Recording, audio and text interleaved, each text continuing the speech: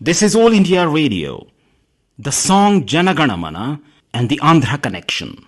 In our weekly English program, today we bring you a talk by Professor K.S.S. Sheshan on this theme.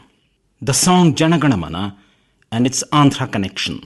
Jana Gana Mana Dinayaka Jaya He Bharata Bhagya Vidhata. Audiences stand up reverentially as the very first strains of Indian national anthem Jana Gana Mana waft through the air at the conclusion of any public function or program. But not many would know that its melodious tunes, which are commonly followed all over the country today, were composed in Madanapalli, a discrete town in Andhra Pradesh. Punjab, Sindh, Gujarat, Maratha, Dravida, Utkala, Vanga. The poem was written by Rabindranath Tagore as early as 1911 and was sung at the annual session of Indian National Congress at Calcutta on December 27 that year. But it was at Besant Theosophical College in Madanapalli, where Tagore stayed for a few days in February 1919, that the now familiar tunes were set.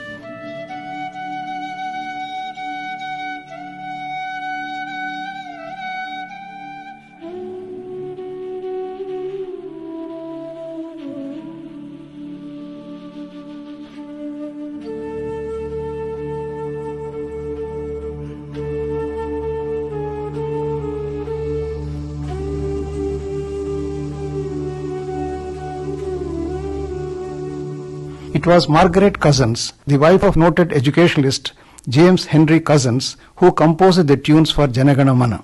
James Cousins was then the principal of the Madanapalli College that was established by Dr. Besant.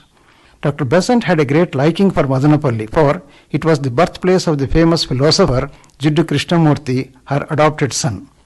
Tagore was on a tour of South India and was much tired when he reached Bangalore in the last week of February 1919.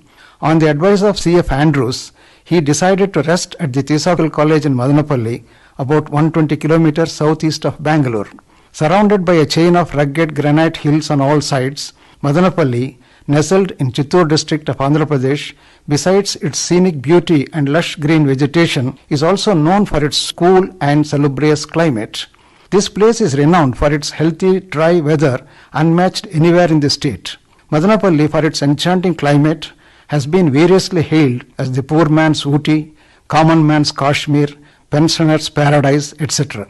It was the summer resort for the European officials from the very early British rule. Sir Thomas Munro, the first principal collector of the ceded districts, built a bungalow here in 1800 and lived during summer months every year.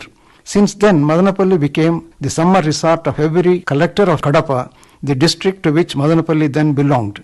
It was in 1911, when Chittoor district was formed, that Madanapalli became a part of the new district. Horsley Hills, situated about 25 kilometers from here, is now the official summer resort of the Governor of Andhra Pradesh. The well-known Rishi Valley School, run by the Krishnamurti Foundation India, KFI, is located few kilometers away. The Union Mission Tuberculosis Sanatorium, UMTS, once hailed as one of the best sanatoria in the world, now called as Arogyavaram Medical Center, is located in the outskirts of the town. Madanapalli is the birthplace of Jiddu Krishnamurti, and therefore the town became a must place of visit to many a theosophist all over. It was again in Madanapalli that Reverend William Chamberlain started in 1889 the Christian Endeavour Society for the first time in the country.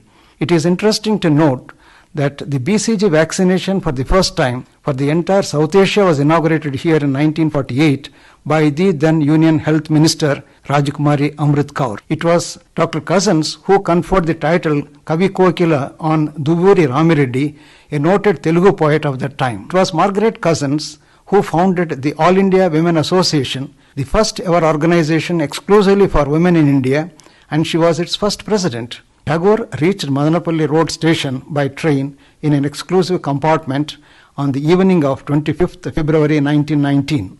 He was received at the station by the Cousins couple. Tagore stayed in a cottage in the college premises, now called as Tagore Cottage. Rabindranath Tagore's stay in Madanapalli College became momentous because this song Jana Gana Mana was given the melody of the musical tunes with which it is now sung all over the country.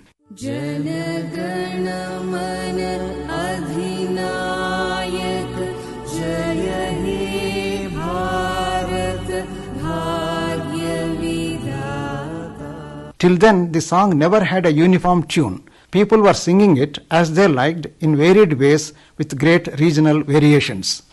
Then Rabindranath Tagore himself asked if he might sing one of his poems.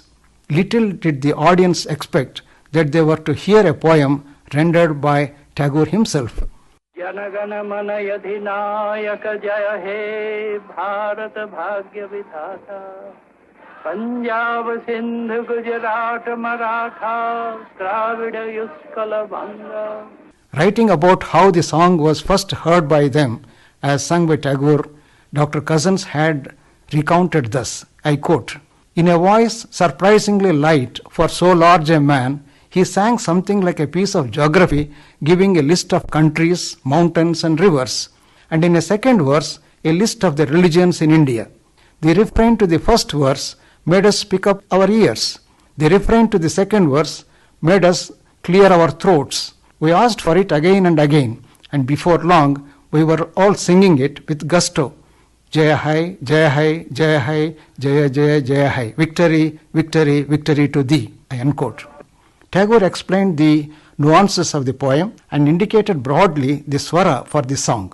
With the help of her girl students of the college, for whom she taught music, Mrs. Cousins worked on the tunes for Jana Gana Mana.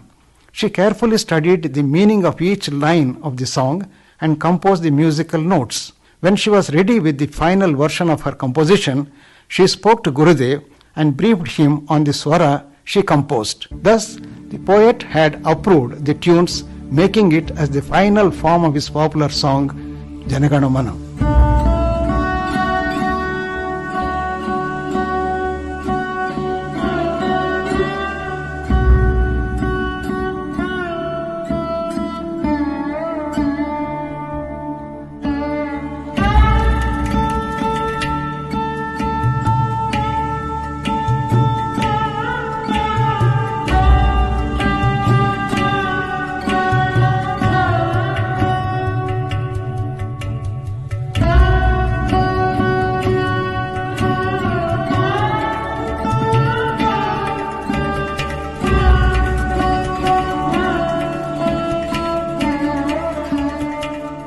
It was during his stay in the college that Tagore also translated Jana Gana Mana into English. For few days, early in the mornings, basking in the winter sun, Tagore sat on a stone slab under the gulmohar tree in front of his cottage and went over his Bengali song Jana Gana Mana line by line, finding the equivalent words in English. He wrote in his own beautiful handwriting and named it as the Morning Song of India.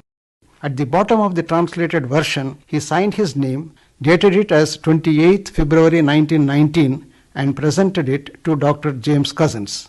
Later, when the college was in financial crisis due to the withdrawal of grants by the government of Madras, consequent to the participation of the faculty and students of the college in the Home Rule agitation started by Dr. Besant, the Morning Song of India document in Tagore's handwriting was sold to an American art collector for a fabulous but undisclosed price. The money thus collected was added to the college fund. However, a photocopy of it was made before the original left the country forever. This copy is preserved in the Madanapalli Theosophical College even now.